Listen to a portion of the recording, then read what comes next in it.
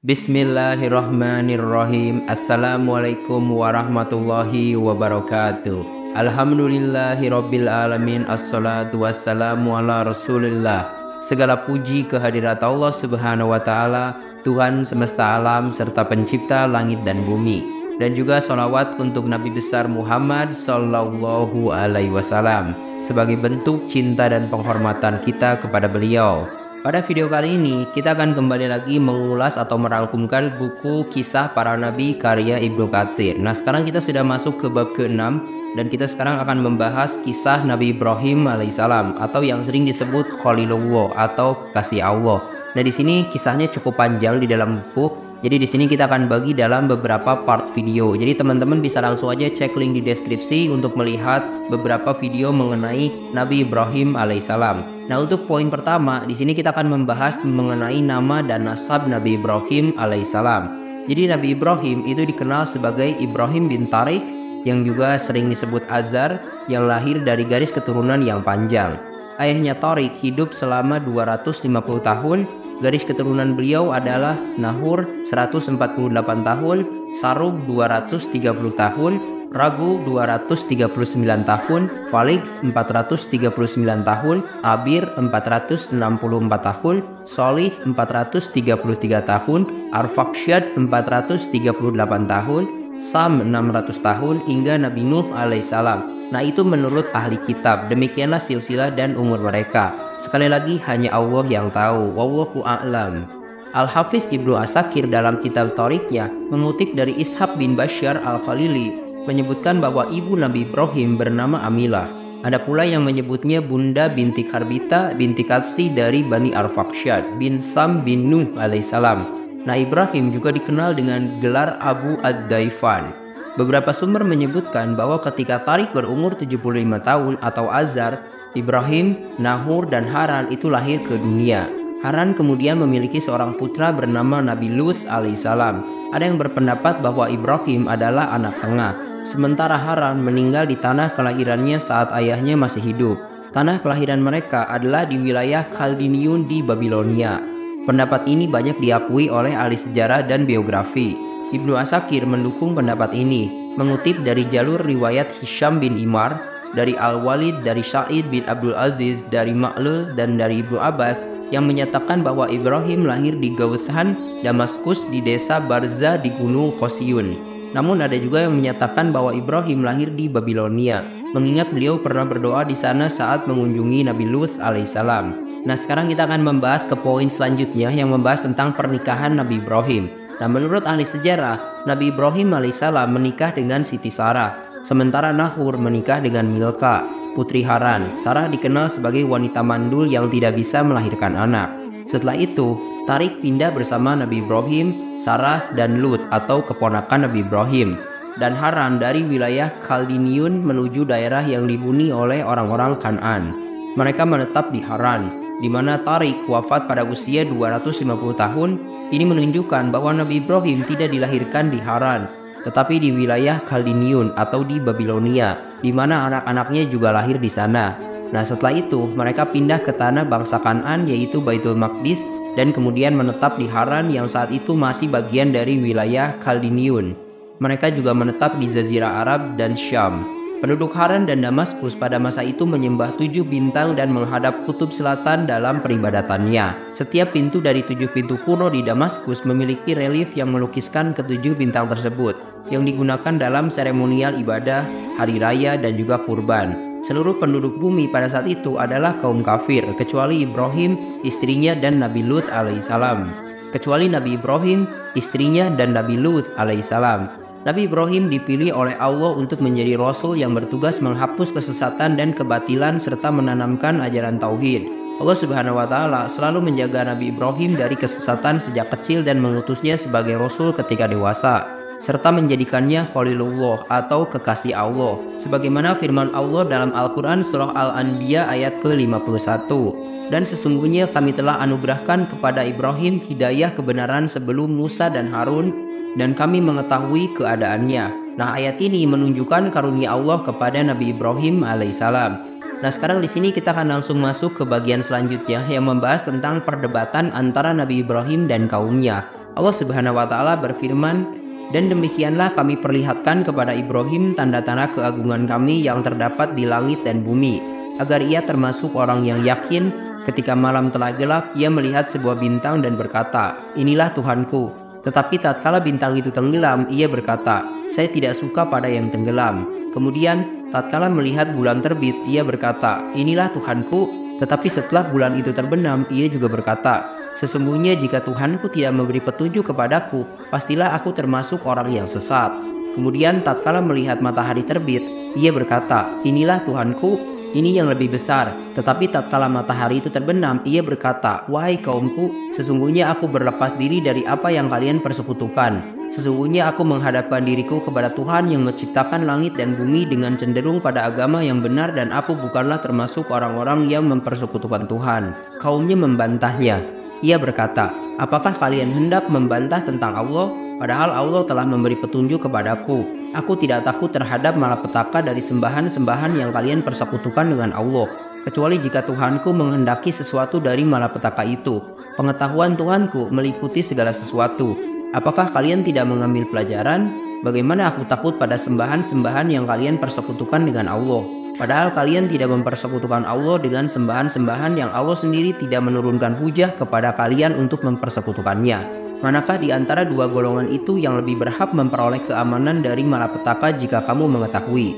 Orang-orang yang beriman dan tidak mencampur adukan iman mereka dengan kezoliman atau syirik, mereka itulah yang mendapat keamanan dan mereka itulah orang-orang yang mendapatkan petunjuk. Itulah hujah kami yang kami berikan kepada Ibrahim untuk menghadapi kaumnya. Kami tinggikan siapa yang kami kehendaki beberapa derajat. Sesungguhnya Tuhanmu maha bijaksana lagi maha mengetahui." Al-Quran Surah Al-An'am ayat ke-75 sampai ke-83. Nah, dialog ini merupakan sanggahan Nabi Ibrahim terhadap kaumnya. Nabi Ibrahim menjelaskan bahwa benda-benda yang tampak di langit seperti bintang-bintang bercahaya tidak layak menjadi Tuhan. Mereka tidak boleh disembah bersama dengan Allah karena benda-benda tersebut adalah makhluk yang diciptakan, diatur dan ditundukkan oleh Tuhan yang menciptakannya.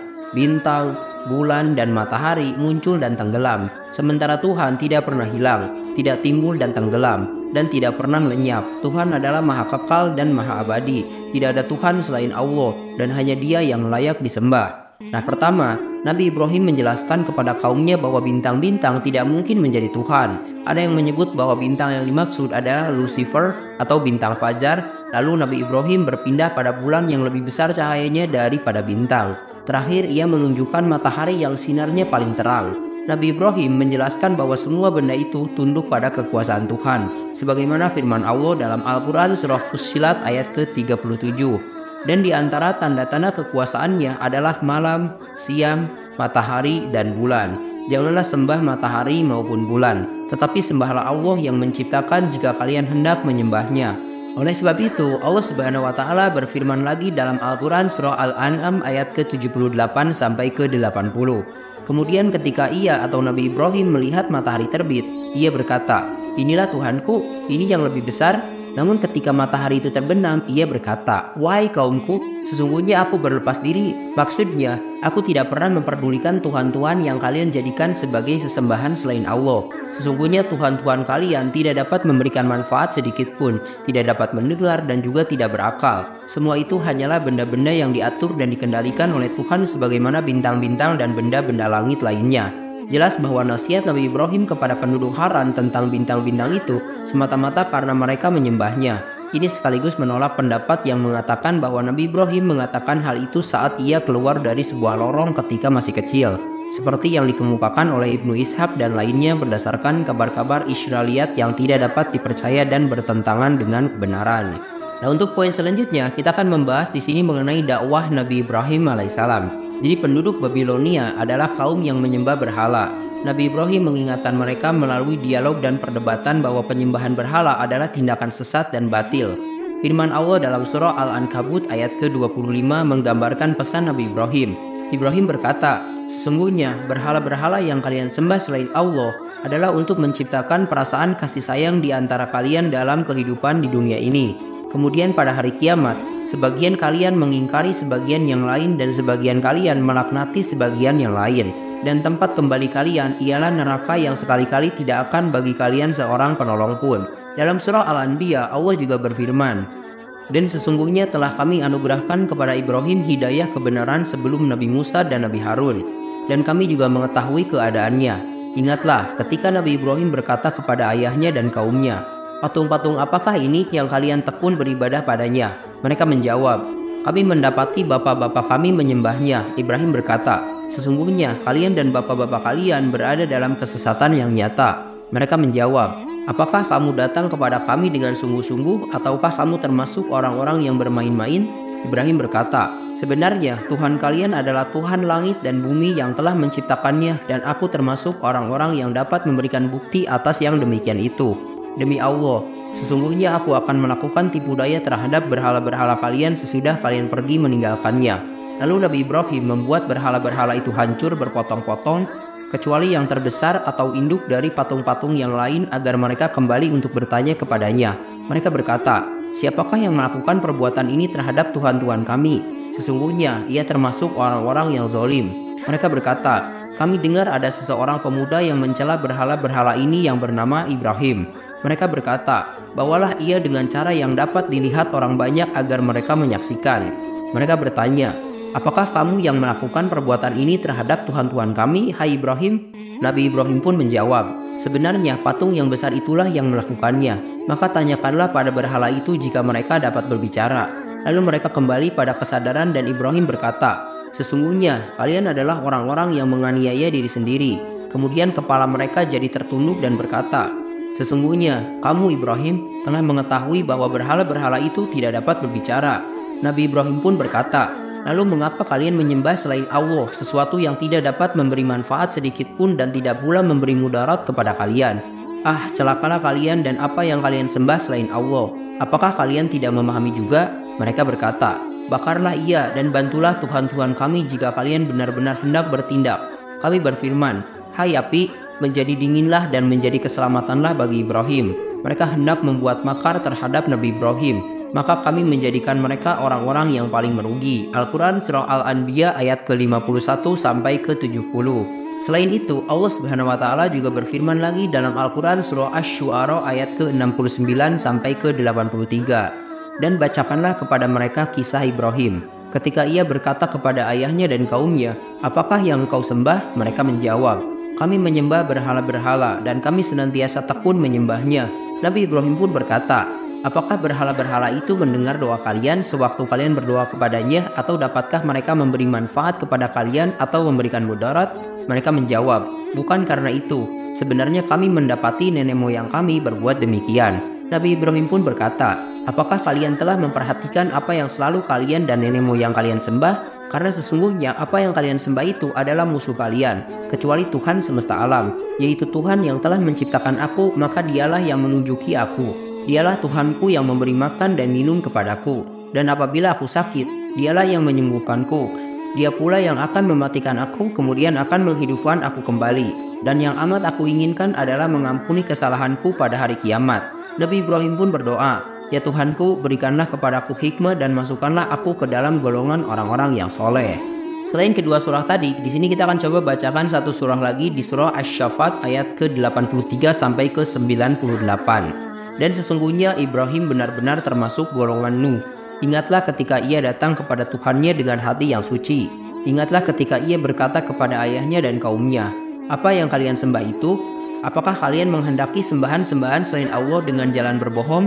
Lalu apakah anggapan kalian terhadap Tuhan semesta alam?' Lalu ia memandang sekali pandang ke bintang-bintang. Kemudian ia berkata, 'Sesungguhnya aku sakit.' Lalu mereka berpaling darinya dengan membelakangi. Kemudian ia pergi dengan diam-diam pada berhala-berhala mereka. Lalu ia berkata, 'Apakah kalian tidak makan? Mengapa kalian tidak menjawab?' Lalu ia memukul berhala-berhala itu dengan tangan kanannya dengan kuat.